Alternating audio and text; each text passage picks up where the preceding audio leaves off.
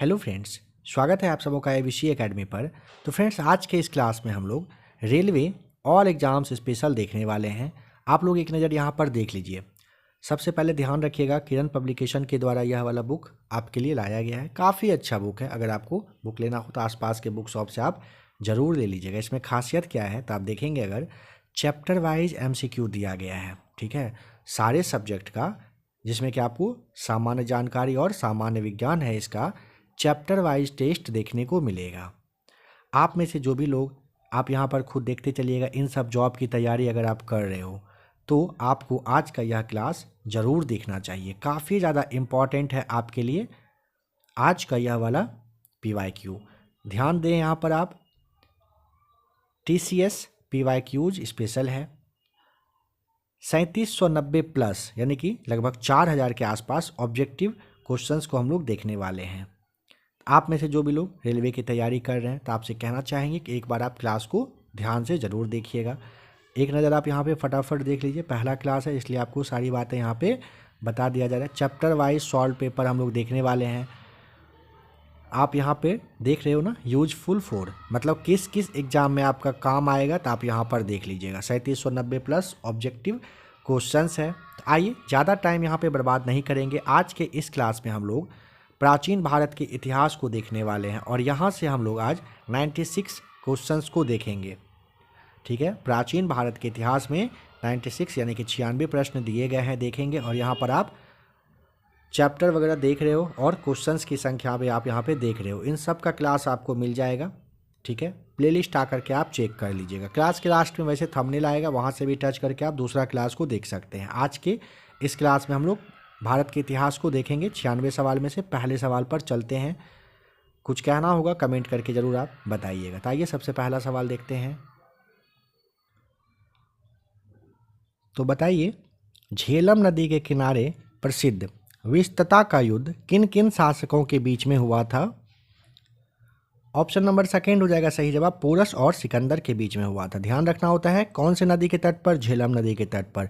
आपसे सवाल पूछा जा सकता है कब, किस ईस्वी में, तो आप ना 326 ईसा पूर्व आप याद रख लेंगे, ठीक है। 326 ईसा पूर्व में यूनानी आक्रमणकारी सिकंदर जो है, जिसका कि आप नाम अलेक्जेंडर द ग्रेट के नाम से भी जानते हो, सिंधु नदी पार करके भारत की धरती पर आया। जब सिकंदर झेलम नदी के तट पर पहुंचा था ना, तो उस समय उसका सामना किससे हुआ था? यह जो आप ऑप्शन देख रहे हो पोरस, इन्हीं के बारे में बताना होता है, ठीक है। पोरस के साथ हुआ था विस्तता का युद्ध या झेलम युद्ध आप कहते हो। और क्या हुआ था पता है ना, सिकंदर के पक्ष में ये रहा था युद्ध, यह भी आप जानते होंगे। RRB मुजफ्फरपुर सहायक स्टेशन मास्टर परीक्षा 1997 में हुआ था। ये ध्यान रखना होता है आपको। भारतीयों के लिए महान सिल्क मार्ग जो है किसने आरंभ किया था? ऑप्शन नंबर फर्स्ट हो जाएगा सही जवाब, कनिष्क के द्वारा किया गया था। आपको यहाँ पे ध्यान रखना होता है किसके द्वारा पूछेगा, तो कनिष्क के द्वारा। ध्यान दें कि कनिष्क का जो है ना, चीन की जो शासक थे, नाम था पांचाओ करके। यही नाम आपसे पूछ लिया जाएगा क्या नाम था, तो पांचाओ बताइएगा। पांचाओ से युद्ध हुआ था, इसमें कनिष्क विजयी रहे थे। कनिष्क जो है चीन में जो चीन से जो टीम जाने वाला सिल्क मार्ग हुआ करता था ना, 3 तरह का शाखा था, उस पर अपना नियंत्रण कर लिया था। नेक्स्ट क्वेश्चन कह रहा है, जादू टोना का अध्ययन किस वेद में किया जाता है? जादू टोना बताइए, 2009 का सवाल है। सही जवाब हो जाएगा ऑप्शन नंबर 4, अथर्ववेद में होता है।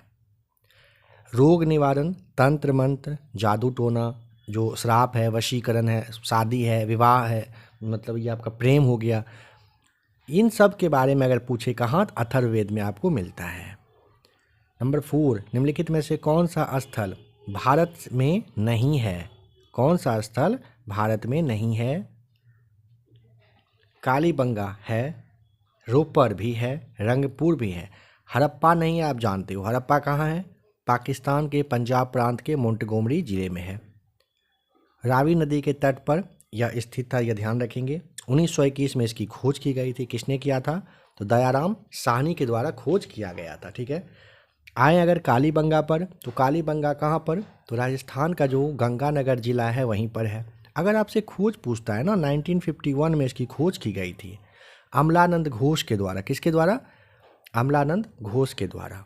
आते हैं रंगपुर पर। ध्यान रखिएगा, अहमदाबाद में जो ये मादर करके नदी था उसी के तट पर स्थित था। इसकी खोज अगर पूछे कब किया गया था, 1954 में। हड़प्पा का कितना में, 1921 में। ठीक है, किसने किया था इसकी खोज? तो RS राव साहब के द्वारा 1954 में खोज की गई थी। और आते हैं रोपर पर। तो रोपर के बारे में ध्यान रखिएगा, पंजाब प्रांत में सतलज नदी के तट पर यह स्थित था। कौन सा? रोपर।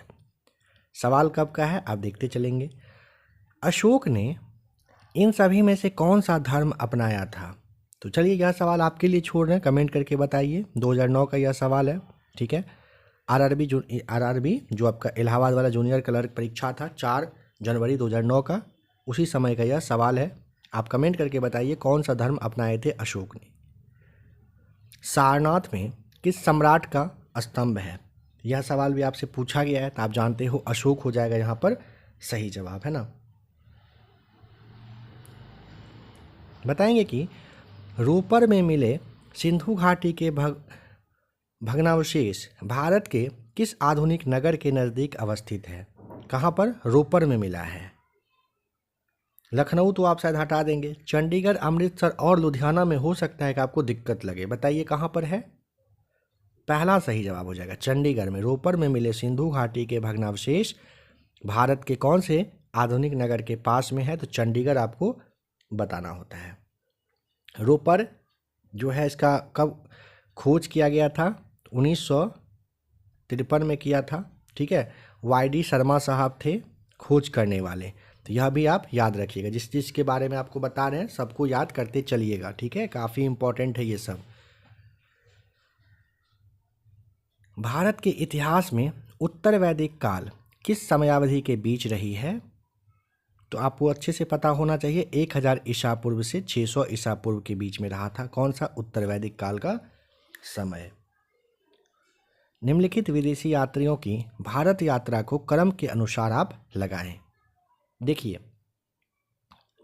फाहियान है ना, इसके लिए आप ना 405 से 411 AD बता सकते हो। ठीक है, जो आपका थॉमस रो है 1615 में आया था, आप जानते हैं अच्छे से इसके बारे में। ठीक है, AD मतलब हो गया क्या? एनो डोमिनी कहिए, आफ्टर डोमिनी कहिए, मतलब ईसा के धर्म के, ईसा मसीह के जन्म के बाद के वर्ष के बारे में बात कर रहे हैं।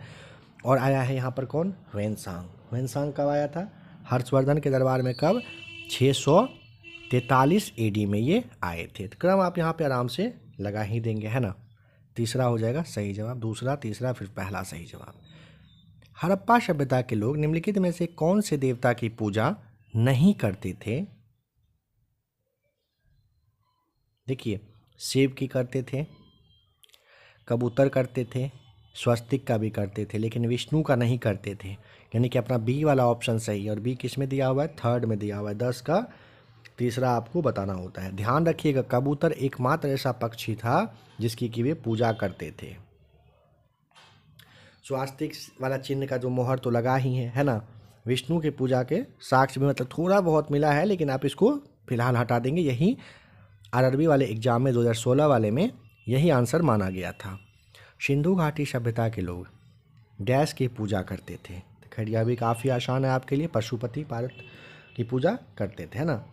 नेक्स्ट क्वेश्चन है कि चौथी शताब्दी की शुरुआत में, कब? चौथी शताब्दी की शुरुआत में गुप्तों ने इन सब में से कह रहा है कौन में से एक छोटा सा साम्राज्य स्थापित कर लिया था? ऑप्शन रहा आपके सामने, बताइए।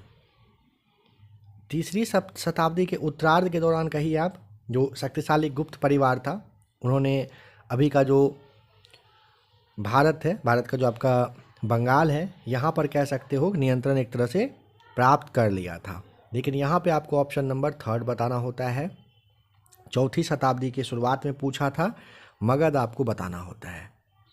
2018 का सवाल है, सारनाथ कहाँ पर है? सारनाथ है option number second, Uttar Pradesh सही जवाब है। इसके बारे में खैर आप अच्छे से जानते होंगे, है ना, ज़्यादा इसके बारे में डिस्कस नहीं करेंगे। मिलिंद पन्हों में मिलिंद ने के बौद्ध धर्म से जुड़े सवालों का जवाब किसने दिया? सवाल कह रहा है कि मिलिंद पन्हो है ना, उसमें मिलिंद के बौद्ध धर्म से जुड़े सवालों का जवाब कौन व्यक्ति दिए हैं?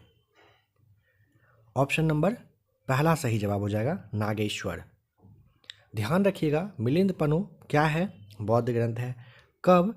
तो 100 से 200 ईसा पूर्व के बीच का कहा जाता है कि यह है। यह जो है बौद्ध ऋषि थे, नाम है नागेश्वर करके है, नागसेन कहिए, नागेश्वर कहिए।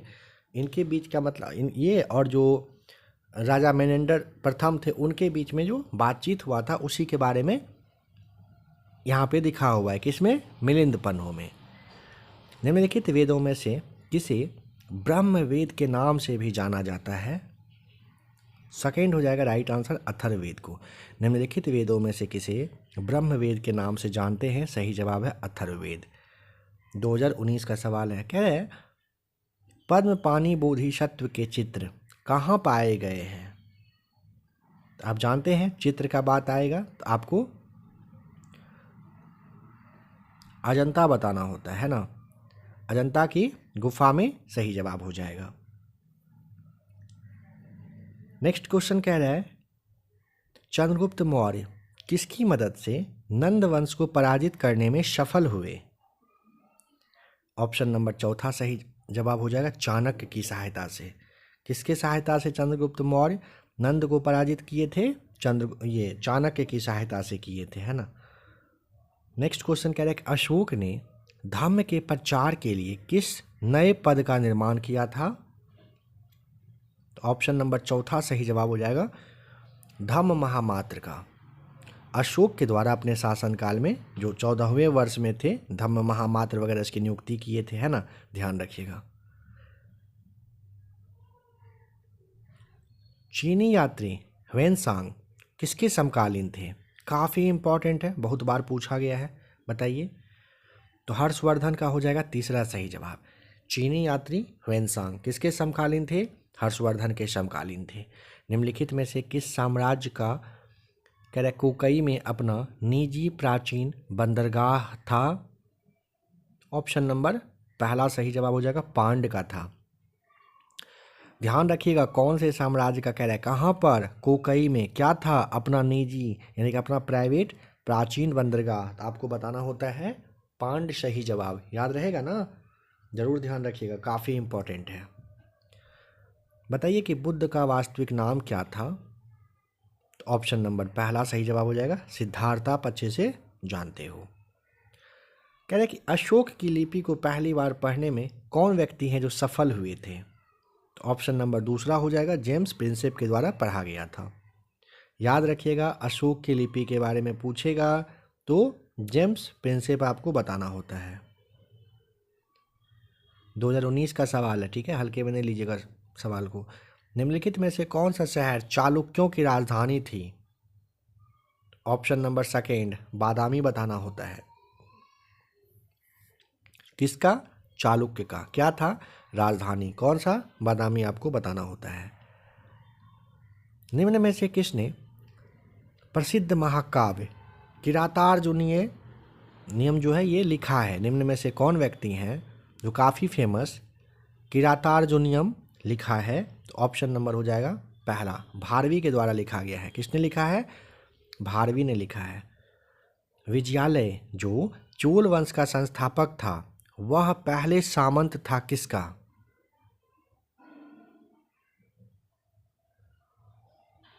ऑप्शन नंबर तीसरा सही जवाब हो जाएगा पल्लवों का था। ध्यान रखना होता है एक बात आपको, 848 ईस्वी में तंजौर पर कब्जा कर लिया गया था। किसके द्वारा? चोल वंश के द्वारा, यानी कि विजयालय के द्वारा। राष्ट्रकूट राजवंश की स्थापना किसने किया? काफ़ी इजी सवाल है आपके लिए। दंती दुर्ग हो जाएगा पहला सही जवाब। दंती दुर्ग कब से कब तक अगर पूछे तो 735 से 756 ईस्वी तक, ठीक है। जो मान्यखेट के राष्ट्रकूट साम्राज्य थे उन्हीं के संस्थापक थे ये। नेक्स्ट क्वेश्चन, विक्रमशिला विश्वविद्यालय कहाँ पर स्थित था? तो विक्रमशिला कहाँ था दोस्तों? ऑप्शन नंबर 4 हो जाएगा ना, बिहार में था। इसकी स्थापना किसने किया था विक्रमशिला का? तो धर्मपाल के द्वारा किया गया था। सम्राट कब तक थे? 785 से 820 तक। और 1193 में आपको पता होगा बख्तियार खिलजी की सेना के द्वारा किस चीज़ को नष्ट किया गया था? महरौली का लौह स्तंभ निम्न में से किस शहर में स्थित है? ऑप्शन नंबर 4 सही जवाब है, दिल्ली में आपको बताना होता है। लौह स्तंभ के बारे में याद रखिएगा, 16 फीट व्यास की संरचना के आधार के साथ 23 फीट 8 इंच ऊंचा है, मतलब 7.2 मीटर आपको ऊंचा बताना होता है। प्रसिद्ध चेर बंदरगाह नाम है मुजरिश, निम्न में से किस राज्य में स्थित है? मुजरिश कहाँ है? ऑप्शन नंबर 4 हो जाएगा, केरल में बताना होता है। मुजरिश कहाँ पर है? केरल सही जवाब हो जाएगा। निम्न में से कौन सा मंदिर कामुक रचना के लिए प्रसिद्ध है? कामुक रचना के लिए ऑप्शन नंबर 1 सही जवाब हो जाएगा, खजुराहो मंदिर सही जवाब है। खजुराहो मंदिर मध्य प्रदेश में हिंदू और जैन का एक समूह है।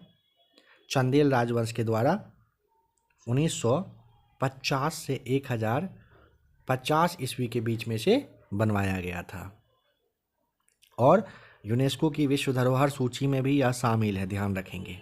अशोक का सिंह स्तंभ कहाँ पर स्थित है? तो ऑप्शन नंबर 2 को टिक करेंगे, सारनाथ में। महाबलीपुरम में प्रसिद्ध समुद्र तट का निर्माण किसने किया था? Option number 4 Narasimha Varman second के द्वारा किया गया था। ध्यान रखना होता है कि पल्लव शासक नरसिंह वर्मन सेकेंड के द्वारा ना महाबलीपुरम का ये या मामल्लपुरम का ये इसमें समुद्र तट का निर्माण करवाया गया था। और नरसिंह वर्मन सेकेंड इंपॉर्टेंट व्यक्ति हैं, याद रखेंगे। खजुराहो में कंदरिया महादेव मंदिर भगवान कौन से भगवान किनको समर्पित है? भगवान शंकर को। ऑप्शन नंबर 3 यहाँ पर हो जाएगा सही जवाब, याद रखेंगे। खजुराहो में कंदरिया महादेव मंदिर भगवान शंकर को समर्पित है। निम्नलिखित में से किस राजवंश ने वेसर शैली के मंदिर वास्तुकला की शुरुआत की है? सवाल फिर से देख लीजिए, कौन से राजवंश हैं जिन्होंने वेसर शैली की मंदिर वास्तुकला की शुरुआत की? बताइए। ऑप्शन नंबर 2 हो जाएगा सही जवाब, चालुक्य के द्वारा करवाया गया था। चालुक्य शासकों के शासनकाल के समय में मंदिर स्थापत्य का कौन सा, तब अभी हम लोगों ने क्वेश्चन देखा था ना, वेसर शैली का निर्माण ये शुरू हुआ था। पाल साम्राज्य का संस्थापक कौन था? पाल का गोपाल, ऑप्शन नंबर 4 आप जानते हो। 750 ईस्वी में पाल राजवंश की स्थापना किया गया था, किसके द्वारा? गोपाल के द्वारा। मिलिंद पन्हु पाठ किससे संबंधित है? बौद्ध धर्म, पहला सही जवाब है। मिलिंद पन्हु में इंडो यूनानी राजा मिनांडर और बौद्ध भिक्षु जो थे नागसेन, इनका संवाद है, बातचीत है, काफ़ी इम्पोर्टेंट है, याद रखिएगा। मिलिंद पन्हु में फिर से कह रहे हैं, इंडो यूनानी राजा नाम था मिनांडर और मिलिंद पन्हु मिनांडर और जो नागसेन थे, भिक्षु थे, बौद्ध भिक्षु थे नागसेन, उन्हीं का बातचीत है इसमें। पशुपति की आकृति किस काल में मिली है? बताइए, पशुपति की आकृति कौन से काल में मिली है? तो आप जानते हो ना, हड़प्पा संस्कृति में मिला था, शिव पशुपति के नाम से जानते हैं हम लोग उसे।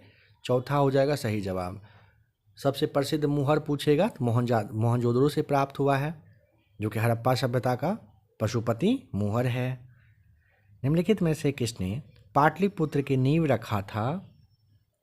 ऑप्शन नंबर 2 हो जाएगा उदयन, यानी कि उदयन आपको बताना होता है। निम्नलिखित में से अंतिम मौर्य राजा कौन था? अंतिम मौर्य राजा पूछा है। पहला हो जाएगा सही जवाब, बृहद्रथ सही जवाब है। ध्यान दें, बृहद्रथ मौर्य साम्राज्य का अंतिम शासक था। कब से कब तक?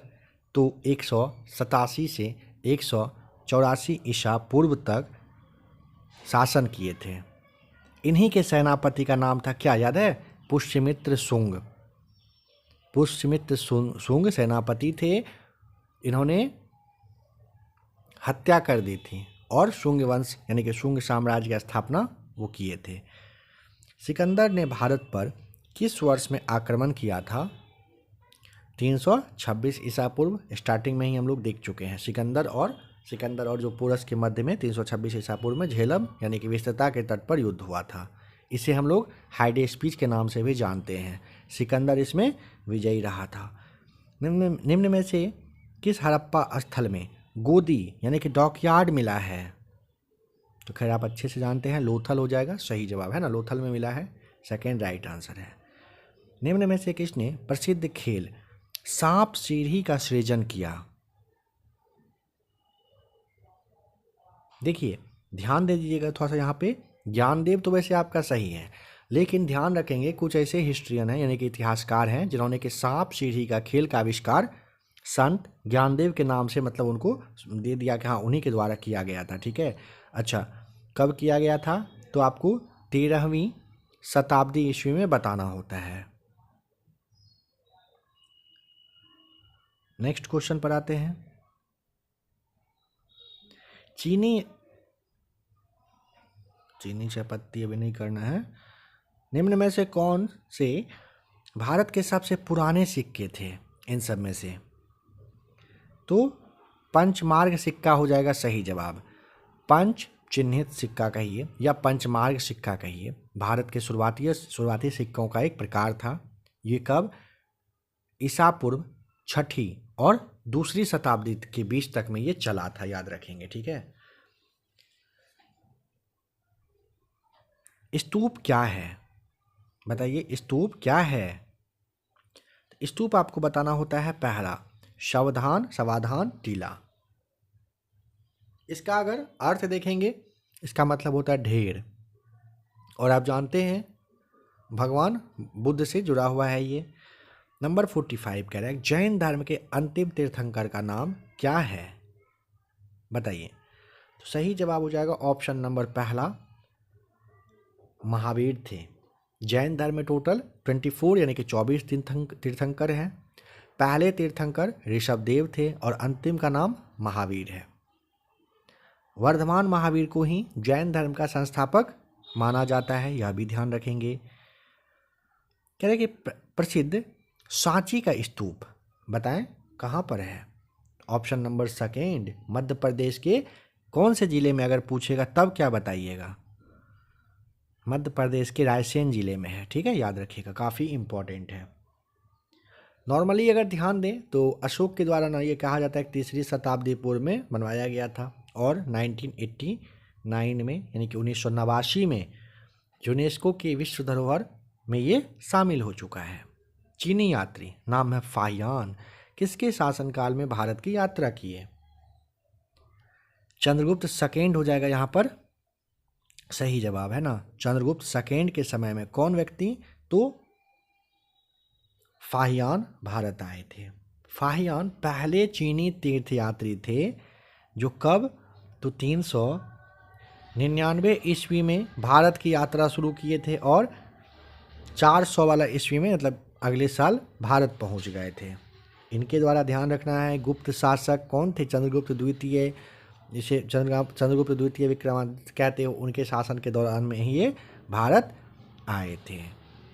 संगम साहित्य का निम्नलिखित में से कौन सा ग्रंथ व्याकरण और काव्य शास्त्र से संबंधित है? काफ़ी इंपॉर्टेंट सवाल है ये वाला, यहाँ पे आपको जरूर कन्फ्यूजन होगा। बताइए तो क्या होगा सही जवाब? सवाल कह रहा है कि संगम साहित्य का निम्नलिखित में से कौन सा ग्रंथ व्याकरण और काव्य शास्त्र से संबंधित है? Third will be right answer, Tolkappiyam बिल्कुल सही है। तोलक्काप्पियम तमिल व्याकरण का कहिए कि सबसे प्राचीन व्याकरण आप कह सकते हो और तमिल साहित्य का सबसे पुराना और लंबा ये मतलब रहा था इसका वैल्यू। किसके द्वारा लिखा गया है यह अगर पूछेगा तो तोलक्कपियार करके नाम था, उन्हीं के द्वारा लिखा गया था। तमिल साहित्यिक कृति का सबसे पुराना इसे मतलब सबसे पुराना माना जाता है साहित्यिक कृति। याद रखिएगा, फिर से कह रहे हैं कि संगम साहित्य का कौन सा ग्रंथ व्याकरण और काव्य शास्त्र तुलक्का पीएम आपको बताना होता है, काफ़ी इंपॉर्टेंट हो जाएगा। नेक्स्ट क्वेश्चन नंबर 49 है, निम्नलिखित में से कौन सा वैदिक शिल्प पाठ धन विज्ञान से संबंधित है? तो ऑप्शन नंबर तीसरा शिल्प शास्त्र सही जवाब है। ठीक है। नेक्स्ट क्वेश्चन, पहली जैन परिषद कहाँ पर आयोजित की गई थी? दो जैन सभा हुआ था, आप जानते हैं। पहला यहाँ पे पूछा है कहाँ पर हुआ था। पहली जैन परिषद 3री शताब्दी ईसा पूर्व में पाटलिपुत्र में हुआ था, याद रखिएगा। दूसरा वाला कब हुआ था दोस्तों? तो 512 ईस्वी में हुआ था। कहाँ पर? तो ये वाला हुआ था बल्लभी में। कौन सा वाला? नंबर सेकेंड का। अध्यक्षता किसने किया था? तो देवर्षि क्षमा श्रमण करके व्यक्ति थे, मतलब वो थे, उन्हीं के द्वारा ये लीड किया गया था, अध्यक्ष रहे थे। नागार्जुनीय गुफाएं कहाँ पर स्थित है? नंबर 4 कहाँ पर है? बिहार में है। बिहार के कौन से जिले में अगर पूछेगा तो जहानाबाद में है। ठीक है ना, जहानाबाद जिले में क्या है? नागार्जुनी गुफा है। विश्व विरासत स्थल महान सांची के स्तूप का निर्माण किया गया था। ऑप्शन नंबर सेकेंड किसने किया था? अशोक हो जाएगा सही जवाब। ठीक है, जस्ट आपको बताए थे कि सांची का स्तूप जो है ये मध्य प्रदेश के रायसेन जिले में है। 1989 में यूनेस्को की सूची में शामिल हो चुका है, विश्व धरोहर वाली सूची में। गौतम बुद्ध ने महापरिनिर्वाण कहाँ प्राप्त किया था? तो पहला सही जवाब हो जाएगा कहाँ पर? कुशीनगर।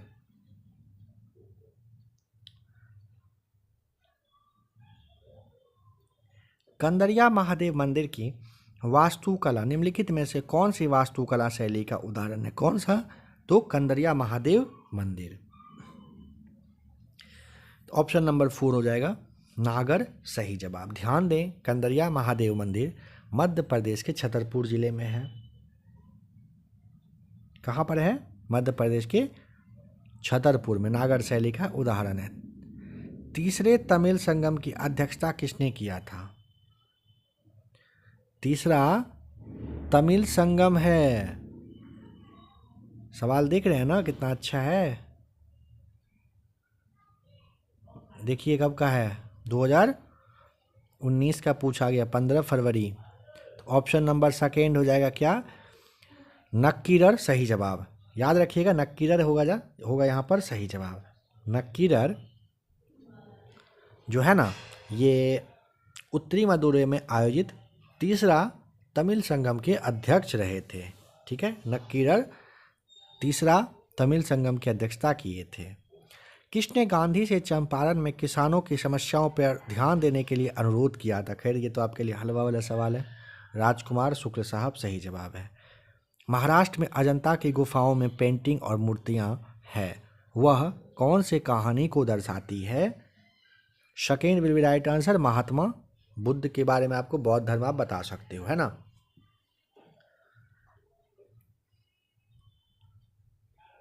निम्नलिखित में से कौन सा एक प्राचीन बौद्ध ग्रंथ है? बताएं, कौन सा एक प्राचीन बौद्ध ग्रंथ है? ऑप्शन नंबर सेकेंड हो जाएगा सही जवाब। अभिधर्म कोश सही जवाब है। निम्नलिखित में से कौन सा एक प्राचीन बौद्ध ग्रंथ है? तो अभिधर्म कोश सही जवाब है। बताना है कि विशिष्टाद्वैत दर्शन के संस्थापक कौन थे? ऑप्शन नंबर सेकेंड हो जाएगा रामानुजाचार्य सही जवाब है। किसका? तो विशिष्टाद्वैत दर्शन के संस्थापक कौन थे अगर आपसे पूछता है तो आपको ऑप्शन नंबर सेकेंड रामानुजाचार्य बताना होता है। 59 का सेकेंड सही जवाब है ना। नेक्स्ट क्वेश्चन पर आते हैं। भगवान महावीर का मूल नाम बताइए क्या था? तो ऑप्शन नंबर तीसरा हो जाएगा वर्धमान। आप अच्छे से जानते हो, है ना।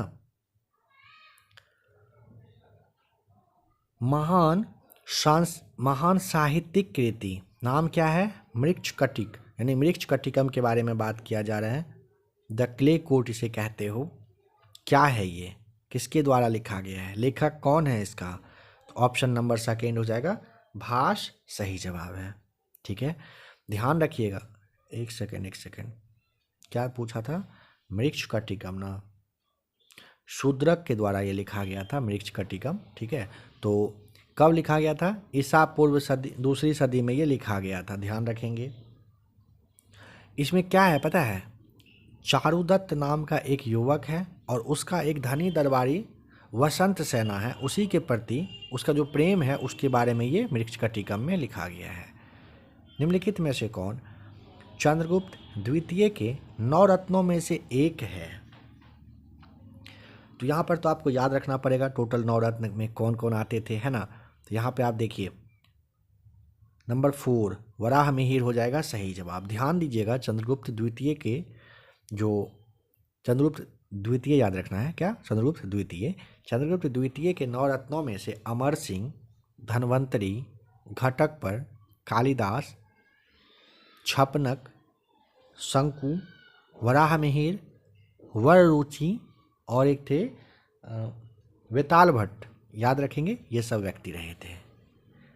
अशोक के प्राचीनतम प्राप्त अभिलेख निम्न में से किस लिपि में लिखे गए हैं? ऑप्शन नंबर 4 टिक करेंगे यहाँ पर। भारत में पाए जाने वाले सबसे पहले गूढ़ पुरालेख ब्राह्मी लिपि में आपको बताना होता है कि रहा था, जो कब का? तो 3री शताब्दी ईसा पूर्व के अशोक के शिलालेख में है ना।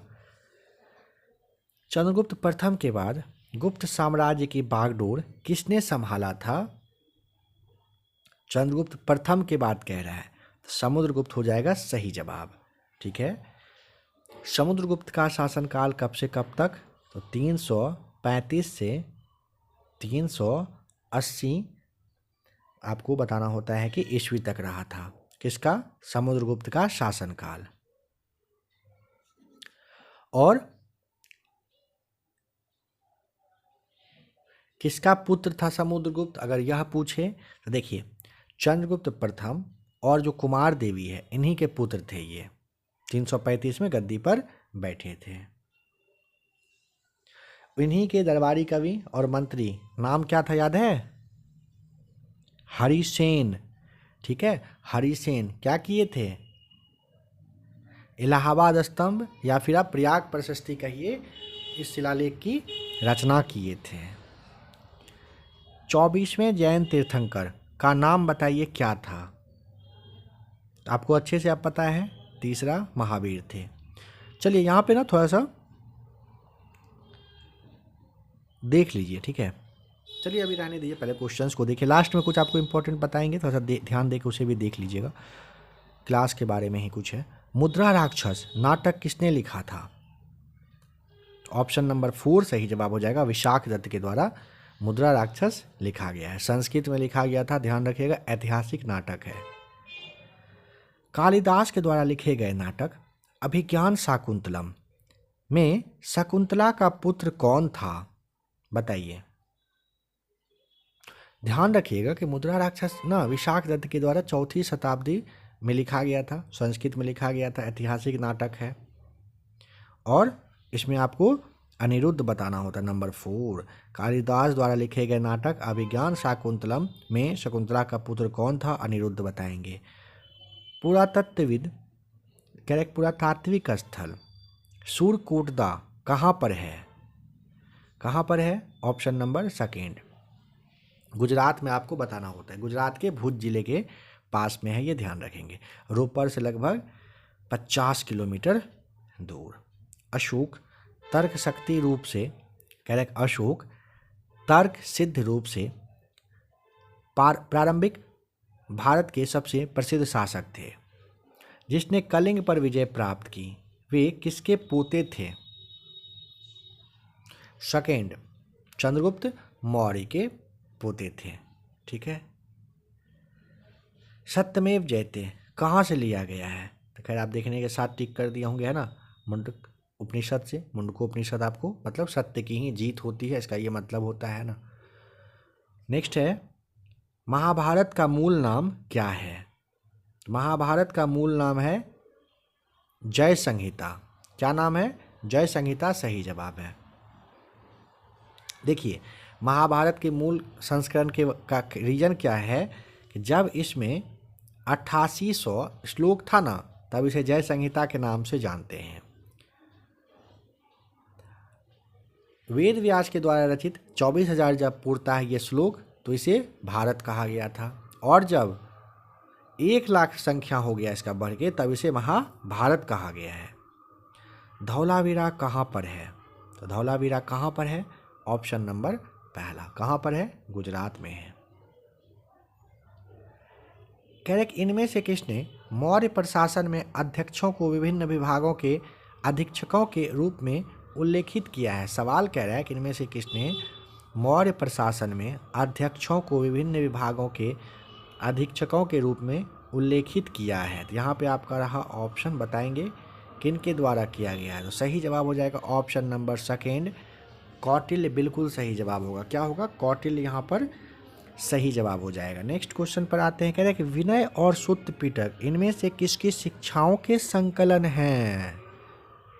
आप जानते हैं ना, पहला वाला हो जाएगा विनय पिटक और सूत्र पिटक। यहाँ पे आपको गौतम बुद्ध बताना होता है, इन्हीं से जुड़ा हुआ है। ठीक है, देखिए त्रिपिटक 3 मुख्य श्रेणियों के ग्रंथ से बना है। सामूहिक रूप से ये बौद्ध धर्म से संबंधित है। सूत्र पिटक, विनय पिटक और अभिधम्म पिटक कहा जाता है। नेक्स्ट क्वेश्चन कह रहे हैं कि बोधिसत्व की अवधारणा इनमें से किससे संबंधित है? किसका? तो बोधिसत्व की अवधारणा आपसे पूछा है। ऑप्शन नंबर हो जाएगा किसमें? बोधिसत्व आ गया था किसमें? महायान में आपको बताना होता है। तीसरा सही जवाब है बोधिसत्व महायान। महायान बौद्ध धर्म में एक आदर्श दर्शन के रूप में ये आ गया था, ध्यान रखेंगे। कह रहे हैं कि अशोक के किस शिलालेख में कलिंग युद्ध में अशोक की विजय का उल्लेख किया गया है? अशोक के कौन से शिलालेख में कलिंग युद्ध में अशोक की विजय का उल्लेख किया गया है? तो आप जानते हो ना, पहला हो जाएगा 13वें शिलालेख में। निम्नलिखित में से कौन सा विकल्प भारत के इतिहास के सही कालानुक्रम को दर्शाता है? बताइए कौन से व्यक्ति आएंगे किस तरह से। तो देखिए मौर्य साम्राज्य, पहले मौर्य साम्राज्य को देखिए। यहाँ पे आपको 300 से 122 ईसा पूर्व बताना होता है, जानते हैं आप। इसके बाद आप आते हैं किस पर? गुप्त पर। ठीक है, यहाँ पे गुप्त के बारे में लिखते हैं।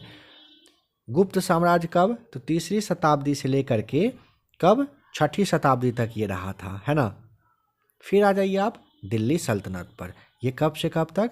तो 1206 से 1526 तक आप जानते हैं। और इसके बाद बचता है कौन? मुगल। मुगल कब से?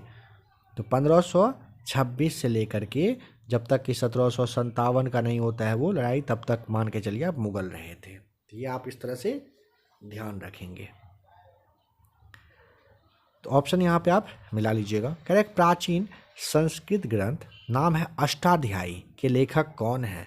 तो आप अच्छे से जानते हैं पाणिनि सही जवाब हो जाएगा, अष्टाध्यायी के लेखक हैं। सुश्रुत संहिता किस विषय से संबंधित है? ये तो खैर आप अच्छे से जानते होंगे। तो सेकेंड चिकित्सा एवं शल्य चिकित्सा से है, मेडिसिन एंड सर्जरी से संबंधित है शल्य चिकित्सा। सुश्रुत के द्वारा ये लिखा गया था। उपनिषद शब्द में उप शब्द क्या दर्शाता है? उप का मतलब होता है निकटता, पास, है ना। संस्कृत में उपनिषद शब्द में उप मतलब निकट और निषद मतलब होता है बैठना, यानी कि गुरु के पास अच्छे से मतलब बैठना वगैरह था। नेक्स्ट क्वेश्चन नंबर 81 है। निम्नलिखित में से कौन सा बौद्ध धर्म से संबंधित एक पवित्र ग्रंथ है? पहला सही जवाब हो जाएगा त्रिपिटक, ऐतरेय उपनिषद। इन सब में से बताइए कौन से वाले कह रहे कि ऐतरेय आरण्यक की दूसरी पुस्तक के चौथे, 5वें और 6ठे अध्याय से संबंधित हैं और इसे सबसे पुराना उपनिषद कहा जाता है। सवाल को समझ गए? समझ गए तो बताइए। सही जवाब हो जाएगा ऑप्शन नंबर पहला, ऋग्वेद सही जवाब है। ऐतरेय उपनिषद सबसे पुराने उपनिषदों में से एक है जो ऋग्वेद के ऐतरेय आरण्यक से संबंधित है। यह जो है ना आत्मा, सृष्टि, जन्म, पुनर्जन्म, इन सब से संबंधित कहिए कि प्रारंभिक वैदिक काल, मान्यता वगैरह, प्रार्थना वगैरह, प्रथा था, दार्शनिक जो धारणा था, इन सब के बारे में दिया गया है, दर्शाता है। कह रहे कि जैन धर्म से संबंधित जल मंदिर का निर्माण किसने करवाया था, बताइए। सही जवाब हो जाएगा ऑप्शन नंबर 4, राजा नंदीवर्धन के द्वारा करवाया गया था। ठीक है, किसके द्वारा? राजा नंदीवर्धन के द्वारा। कहाँ पर है? तो बिहार के पावापुरी में स्थित है यह। निम्नलिखित में से कौन सा ग्रंथ वैदिक साहित्य का हिस्सा नहीं है, बताएं। ऑप्शन नंबर उपनिषद है, ब्राह्मण है, आरण्यक है, लेकिन पिटक नहीं होगा। पिटक का मतलब पता है क्या अर्थ होता है? पिटक का मतलब हो गया बांस, या फिर कहिए कि लकड़ी से जो बना हुआ टोकरी होता है, उसका जो बक्सा होता है, उसे ही कहते हैं। ठीक है, बौद्ध धर्म में 3 पिटक है, त्रिपिटक कहा जाता है, सुत्त पिटक, विनय पिटक और अभिधर्म पिटक, है ना, 3 पिटकों में शामिल है। गौतम बुद्ध को ज्ञान की प्राप्ति निम्नलिखित में से कौन से शहर में हुई थी? ऑप्शन नंबर 2 बोध गया, आप अच्छे से जानते हैं। बताएंगे कि दिगंबर संप्रदाय इनमें से किस धर्म से संबंधित है? कौन सा? दिगंबर। दिगंबर हो जाएगा नंबर 4, जैन धर्म से संबंधित है दिगंबर, है ना। नेक्स्ट क्वेश्चन कह रहे हैं निम्न में से किस वेद को कर्मकांड ग्रंथ के रूप में जानते हो? यजुर्वेद हो जाएगा ना पहला सही जवाब, यजुर्वेद जिसे अनुष्ठानों की पुस्तक के नाम से हम लोग जानते हैं, है ना। नेक्स्ट क्वेश्चन कह रहा है, देखिए ध्यान रखिएगा एक बात, यजुर्वेद है ना, यजुर्वेद को 2 भाग में कृष्ण यजुर्वेद और शुक्ल यजुर्वेद में अलग किया गया है, बांटा गया है। अगर पूछेगा कि यजुर्वेद के जो पुरोहित होते हैं उनको क्या कहते हैं, तो उनको आर्क्यू करके कहा जाता है। निम्न में से कौन सा चारों वेदों में सबसे पुराना और सबसे बड़ा वाला वेद है? तो आप जानते हो ऋग्वेद हो जाएगा। यजुर्वेद किससे संबंधित है? तो ऑप्शन नंबर 4 यज्ञ और अनुष्ठान से संबंधित है। देख रहे हो ना सवाल का पूछा गया है, यजुर्वेद किससे? तो यज्ञ और अनुष्ठान से संबंधित है। प्राचीन भारतीय महाकाव्य, इसको अब तक ज्ञात सबसे लंबे महाकाव्य के रूप में जाना जाता है और इसे अब तक लिखे गए सबसे लंबे महाकाव्य के रूप में वर्णित किया जाता है। कौन सा है वो? तो आप समझ गए, महाभारत 1 लाख आपको बारे में 1 लाख से अधिक श्लोक आपको बताया गया था। त्रिपिटक इनमें से किस धर्म का पवित्र ग्रंथ है? सेकेंड राइट आंसर, बौद्ध धर्म का। निम्न में से कौन सा स्थान जैन धर्म से संबंधित नहीं है? 2012 का सवाल है, 22 का सवाल है, ध्यान रखिएगा। कौन सा स्थान जैन धर्म से संबंधित नहीं है? देखते हैं, पार्श्वनाथ है, दिलवारा है, श्रवणबेलगोला है, लेकिन कुशीनगर पता है ना बौद्ध धर्म से संबंधित रहा है, तो यहाँ पे नंबर 4 सही है। 4 वेदों में से किस वेद को यज्ञ सूत्रों के वेद के रूप में जाना जाता है, जिसमें समान उद्देश्य के लिए इच्छित छंदों के साथ साथ विभिन्न संस्कारों के लिए अपनाए जाने वाले गद्य सूत्र भी शामिल है? तो वह है यजुर्वेद, तीसरा सही जवाब है।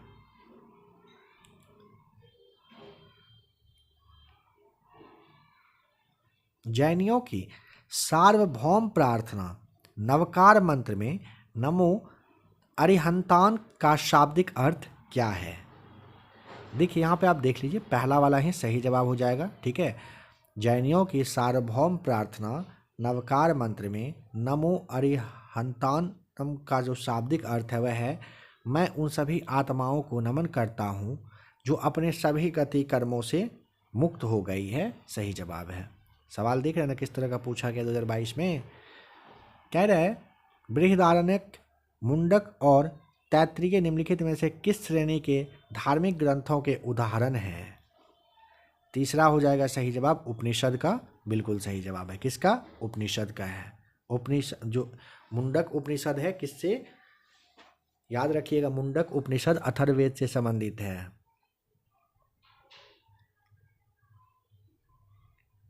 कह रहा है जब कोई तीर्थंकर अपने नश्वर शरीर को छोड़ता है तो इसे किसके नाम से जाना जाता है? नंबर 4 हो जाएगा सही जवाब, निर्वाण के नाम से जानते हैं। जब कोई तीर्थंकर अपने नश्वर शरीर को छोड़ दे तो उसे क्या कहते हैं? निर्वाण की प्राप्ति होना कहते हैं। निर्वाण का मतलब हो गया शरीर और आत्मा को जोड़ने वाली जो ऊर्जा होती है वो मुक्त हो गई है, यही होता है। तो फ्रेंड्स यहाँ पे प्राचीन भारत का इतिहास जो है होता है समाप्त। आशा करता हूँ क्लास आपको यहाँ तक अच्छा लगा होगा। अब हम लोग देखेंगे मध्यकालीन भारत के इतिहास को। मध्यकालीन भारत के इतिहास को देखने से पहले आपको कहना चाहेंगे, आप यहाँ पे कुछ थंबनेल अभी आएगा आपके सामने, इसे आप देख लीजिए, ठीक है। आप अगर जॉब की तैयारी कर रहे हो, NCERT और SCERT पे पकड़ बनाना हो, तो आप इन सब क्लास को चाहें तो ज़रूर देख लीजिएगा।